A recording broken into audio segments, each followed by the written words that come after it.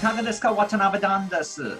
On today's episode of Hollywood Rants, we're going to be revisiting the wonderful works of Marshall McLuhan and his famous phrase, "The medium is the message," because this is something that Hollywood seems to have forgotten. And we're going to explore what some of the consequences of Hollywood having forgotten that all-important message is.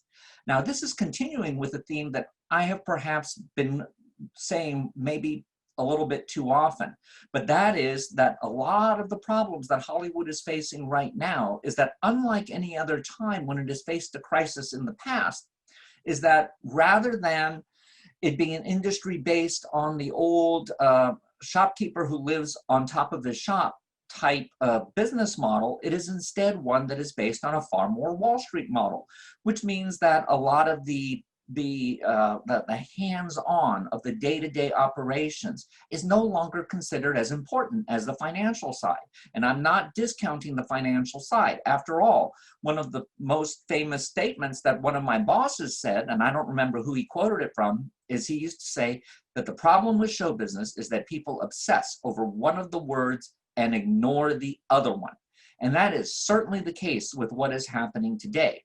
Unlike other times in the past when perhaps the content and the creativity side was obsessed over perhaps too much, today we have the side of the industry that is based largely on PowerPoints, largely on the conglomeratization of things, which is why Bob Iger was considered for so long to be a superhero, almost of a Marvel Universe type character in the way he was constantly able to increase revenues and increase the percentage of the industry that was controlled by Disney. And we have seen that recently that has fallen apart to a cataclysmic degree. And yet most of Hollywood is still following his model. So let's go back to McLuhan and his statement, "The medium is the message." And I found that a lot of people don't really understand that. It's perhaps because they feel, oh, well, that's from the days of newspapers and all of that. So what does it have to do with now? And that's the kind of short-term thinking that has been destructive in the media by and large. What it meant initially was that a lot of the way that a piece of news or a story was told was very dependent on the medium itself that was being used. For example, if you are telling a story that's vitally important to national interest, if it's on the newspaper, there's plenty of time for going into detail. So therefore, you're going to be focused a lot on those details, giving context, giving perspective. If you're doing it on radio, because the ear tends to be a lot more moral than the eye, because the eye can be seduced very easily, the ear cannot. At that time, television news was considered the most déclassé of all of the sources of media. Why? Because when you watched television, you were literally doing that. You were watching it. Therefore, footage that was compelling was far more important than content that was compelling. Look at how most network news shows will break away to a fantastic car chase. Why is that? Is it because the car chase is important? No, but it's immediately arresting.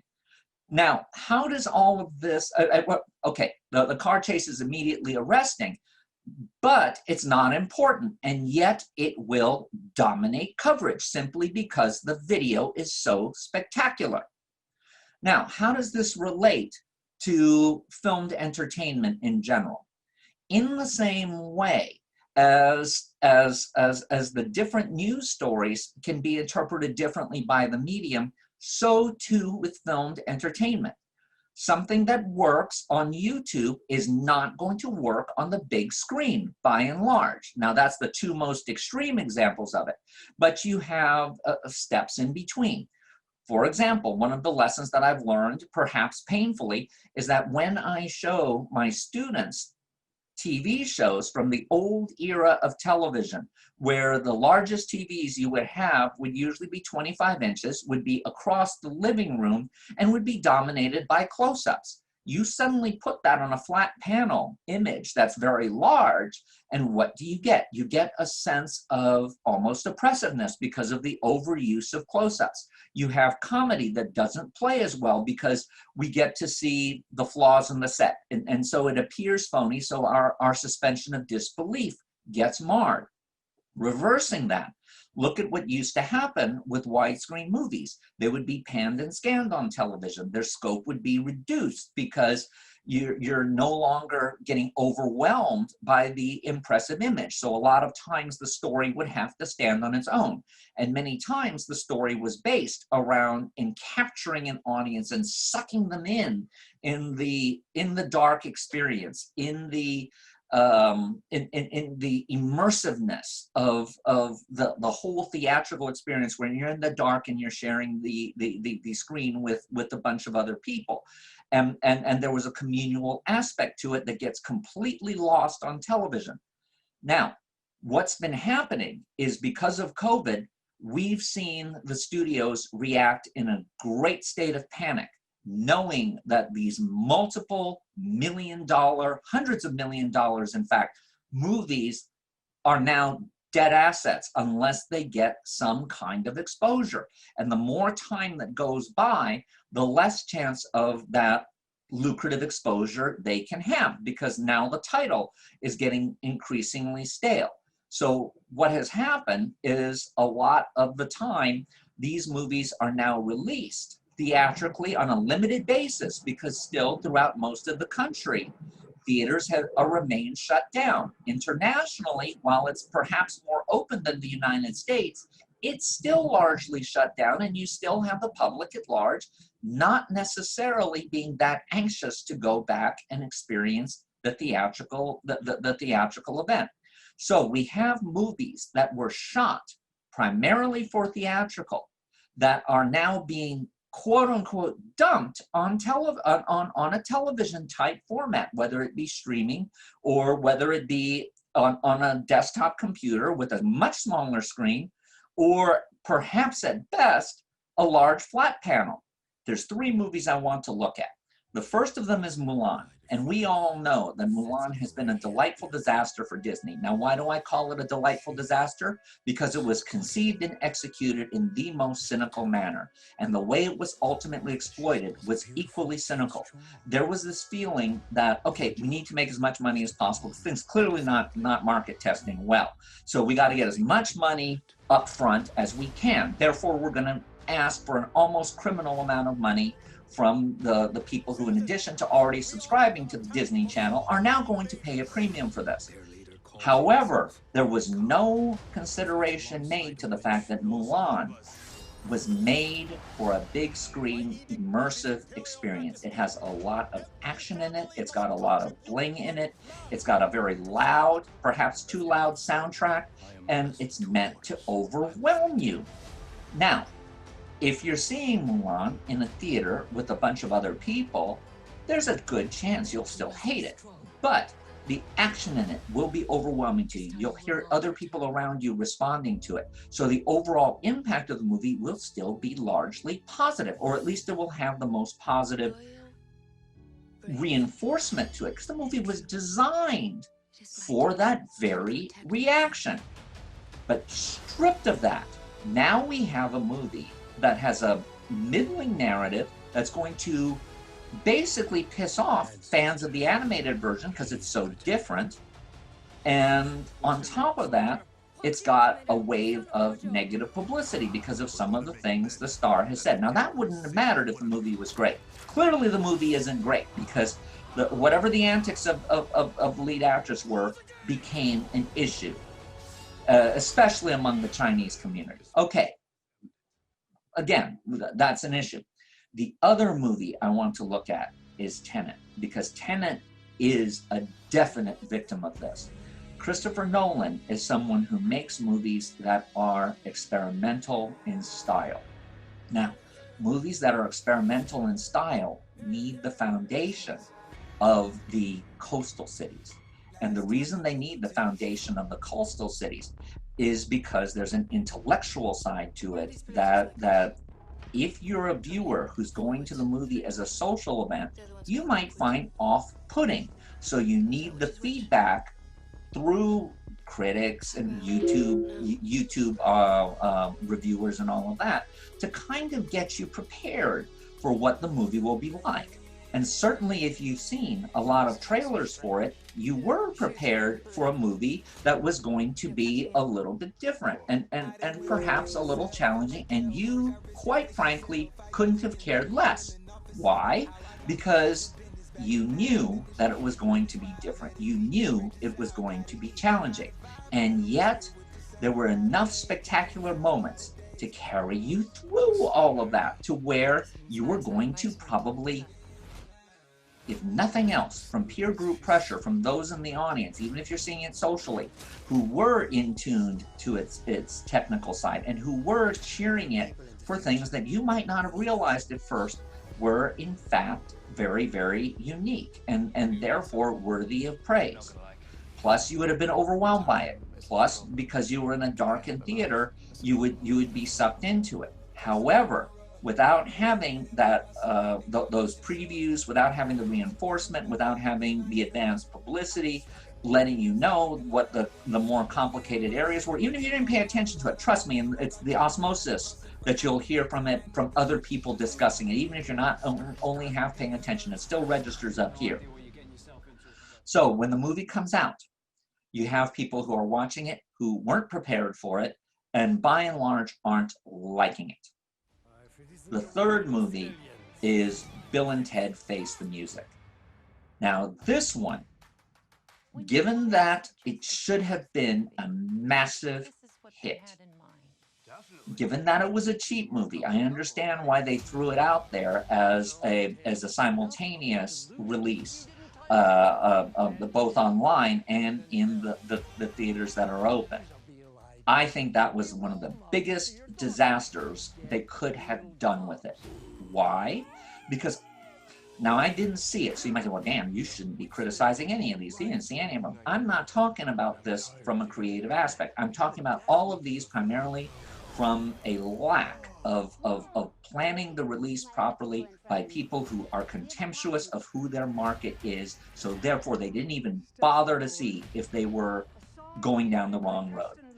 The issue with Bill and Ted, the reason that needed to be a communal event is you needed the audience break to be everybody. And what do I mean by that? You needed to have in the audience people who'd seen the Bill and Ted movies in real time. The first two when they were actually at the target age for those. And now they're carrying with it, these viewers are carrying with it the burden of nostalgia and the chance to see how the performers in it look 30 years later. And of course, especially Keanu Reeves is a massive star now, and we've seen him grow as an actor and as a personality. So to see him revert to this has both a tinge of reminding you of where you were at that point versus where you are now, hopefully better off. Most people will be in one form or another, or at least they will have come to an acceptance of how their life is. Plus, younger people who know Keanu Reeves from his more recent performances, but have seen Bill and Ted out of synchronicity as videos or on TV platforms. Now they're coming to it with fresh eyes. They're looking at their parents actually up there on the screen acting the fool. So there's a lot of fun with that. And if they see it at the same time as people who are their parents' ages in the audience, that allows for the laughter to come from two different areas. One, the nostalgic recognition of, yes, I remember when I saw the original Bill and Ted movies. And secondly, from the newbies who are seeing it and going, wow, the adults are laughing at this, and I'm secretly laughing with the adults partially and at them at on another level. So you had a chance for this to be extremely strong word of mouth.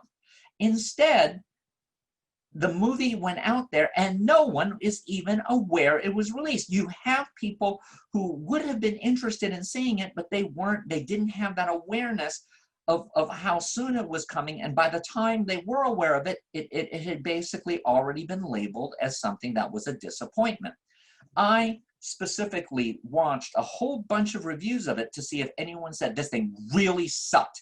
This was another generation of Ghostbusters, just shattering the memories of my youth. It's ruined my childhood, so to speak.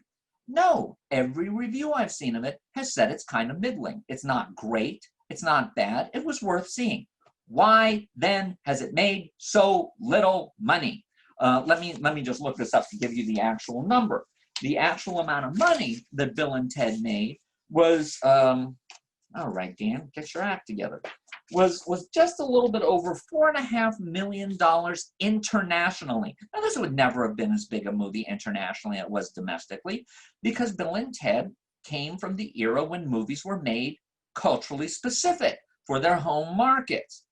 In the Wall Street obsessed world of today, there's this sense that the global market is more important than the domestic, which is why so many movies that are coming out now are fakakta, because if you don't please your domestic audience, it doesn't matter how well you're doing overseas. You are still primarily based in the United States, and you are disappointing your American audience. So now you have something that's America specific that's coming out. The audience totally unprepared for it to hit. It does hit. No one's ready for that mixture of the different audiences that can come to see it, and it dies. So the potential for a new franchise was lost. Now, I know I sound like I'm a crepe hanger right now, but this is what has been dominating the industry for at least the past 15 years, is a complete lack of concern for serving the flyover country audience, for serving people in the country who have different values from the coast. And because of that, there has been an alienation of certain cores of the audience. And when you have the massive amounts of content that are out there that are waiting for the wings, you are courting disaster. And that is what we are seeing happening in Hollywood now. I'm going to say that COVID has been and this is going to be a very perverse statement, that COVID has been the best thing for the entertainment industry because it forces it to reassess the things that it took for granted and to perhaps do it right, claim the audiences back that have been partially lost, get back to content is king, not PowerPoint is king. And if that happens, we can see Hollywood stage the same renaissance it has always staged after a disaster. And that, my friends, is why we love the movies. Because in the same way that we learn how to survive life from watching what's happening on the screen, we can also learn to survive life by the way Hollywood really does make lemonade, and especially high-end lemonade, out of cheap lemons.